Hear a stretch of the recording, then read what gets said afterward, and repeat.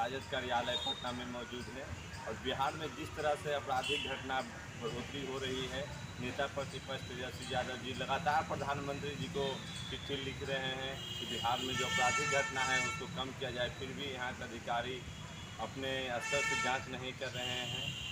और हम आगे राजद प्रवक्ता से जानेंगे कि क्या कुछ वो कहना चाहते हैं।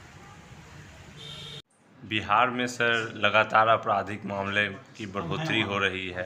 डबल इंजन की सरकार रहते हुए भी सर इसमें कहीं भी कोई अधिकारी कार्रवाई नहीं कर रहे हैं। सर क्या कहना चाहेंगे सर? देखिए, जब जब बिहार में एनडीए की सरकार बनती है तो महाजंगल राज स्थापित हो जाता है।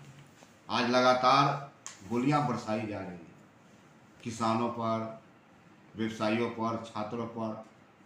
एक दिन में 16-16, 18-18 घटनाएं सिर्फ हत्या का हो रही है।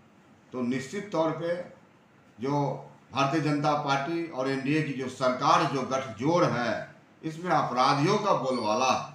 अपराधी सिर चढ़ के घटना को अंजाम दे रहे हैं। सत्ता में बैठे नेता उनको संरक्षण देने का काम करते हैं। और सबसे बड़ी बात है, जब जब मंगल पांडे जी शपथ लेते हैं मंत्री पद का, तब तक बिहार का अमंगल होने लगता है। तो पूरी तरह से अपराधियों के हाथ में बिहार चला गया है। नवादा ऐसी घटना से जहां सीबीआई के अधिकारी सुरक्षित नहीं हो, तो ये महाजंगल राज है, महाजंगल राज है। त्राहिमाम लोग कर रहे हैं। राष्ट्रीय जनता दल जो एक कमजोर गरीबों वंचितों की आवाज़ है, यह पार्टी सड़क से लेकर सदन तक लड़ने का काम करेगी। बिहार में सर दिन दूनी रात चौगुनी की तरह आपराधिक मामले बढ़ रहे हैं। कल गया में सर चलती ट्रेन में 10 साल के छोटे बच्चों के सामने उसके पिता की गोली मारकर हत्या कर दी जाती है। सर देखिए, बिहार में अपराधियों का बोलबाला है। सरकार की हनक समाप्त हो गई है, सरकार का इकबाल समाप्त हो गया है। सरकार पूरी तरह से अपराधियों के सामने असहाय महसूस कर रही है और अपराधी मस्त हो गए हैं, पुलिस और प्रशासन पस्त हो गए हैं और जो सत्ता में बैठे हुए नेता और पदाधिकारी हैं वो मलाई काटने में व्यस्त हो गए हैं, जिस कारण इस तरह की स्थिति और परिस्थिति पैदा हो गई है। समाज और समाज के प्रति उत्तरदायित्व का कहीं से भी सरकार बोध नहीं करा रही है। सरकार लगता है कि कहीं काम कर ही नहीं रही है।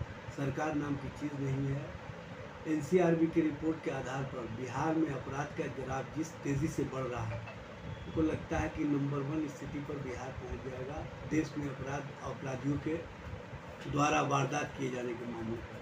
और इस तरह से लगातार हत्याएँ हो रही हैं। एक दिन पहले मुजफ्फरपुर में एक पत्रकार की गला रेत कर हत्या कर दी गई। पटना में लगातार हत्याएँ हो रहे हैं। पटना में लगातार दिन दहाड़े किसी के भी मकान और ज़मीन पर कब्जा कर लिया जा रहा है। और सबसे विडम्बना की स्थिति यह है कि गया में ट्रेन में हत्या हुई, हत्यारे आराम से हत्या करके फरार हो गए। इस तरह की स्थिति और परिस्थिति जो बना दी गई है और जिस तरह अपराधियों के सामने पुलिस असहाय बन गई है, ये स्पष्ट करता है कि अब सरकार चलने वाली नहीं है। सरकार की स्थिति डामाडोल है। सिर्फ और सिर्फ सत्ता में बने रहने के लिए, स्वार्थ के लिए ये लोग समझौता करके चल रहे हैं।